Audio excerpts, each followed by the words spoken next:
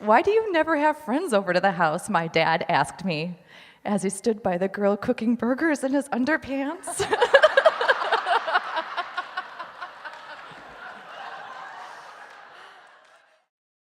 In my teenage years, I waged all-out war against my parents. We're having problems. I mean, like huge problems, like drinking and driving, alcoholism. I mean, like all the things that people have, you know, like divorce, adultery. I mean, all these massive problems, like the Ten Commandments kind of problems, you know what I mean? And I remember thinking, I'm so proud of that. I'm so happy about that. That makes me feel so good. But when cousins that are younger than you start to have brought the same significant other to multiple family gatherings, your aloneness becomes very conspicuous to everyone there. For my mom and dad, this was their first time dealing with a teenage child, and it was a rough experience for them. I can recall at one point that I was with my mom, and we were working on a school project one day.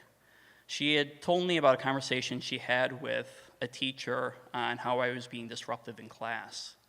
Suddenly, she turned to me, hugged me, and just started crying. This was new to her.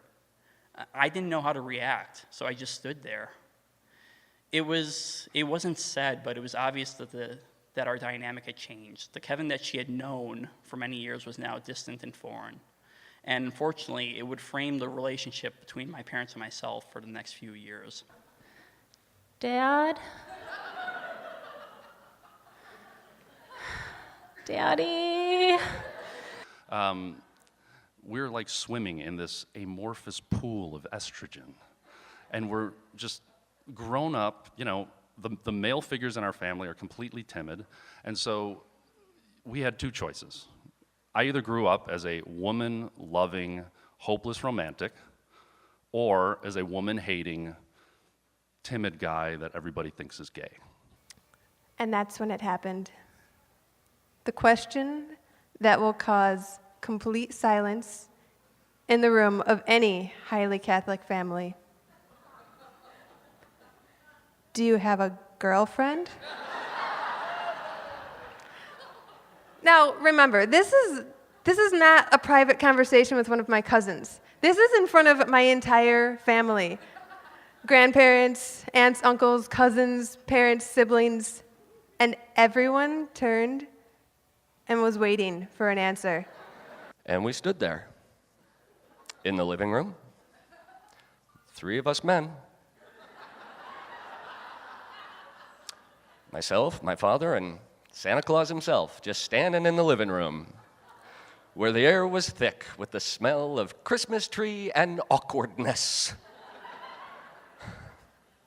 My father realized somebody needed to take charge of that moment, and he broke the silence finally and said, "So, Santa, can I get you a beer?" Like, Dad? He didn't believe in prolonging the inevitable. He prided himself on being tough. So one evening, my father called my mom, my sister, and me into the backyard. It was a warm summer evening. I remember the sun was beginning to set. My sister was there with her blankie. Because, you know, these kids, their blankie, it's their best friend. You know, they've had it their whole lives. Granted, they've had short lives, but still all the life they've ever known.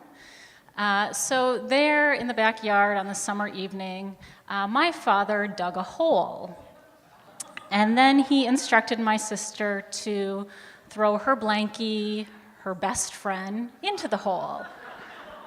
And then he covered it with dirt. It went something like this. So, I sprained my ankle hiking in the woods, and I can't drive my car anymore. Can I borrow your van since it's an automatic?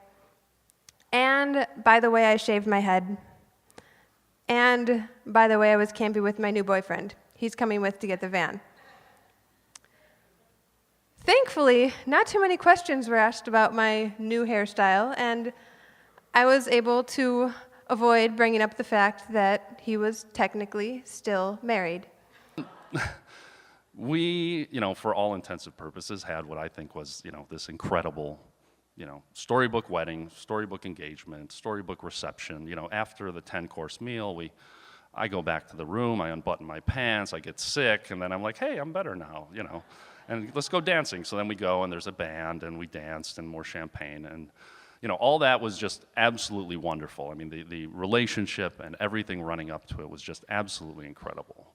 But after 8 years, my wife and I started to grow apart. And last Wednesday, we finalized our divorce.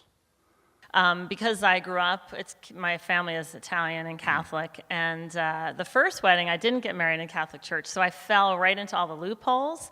So it worked perfectly. I didn't have to get an annulment or anything, because in the eyes of the Catholic Church, I was never married. And I wanted to ask them why they couldn't just accept me as I was, by myself. Why did I need someone with me to be good enough, to be presentable to them?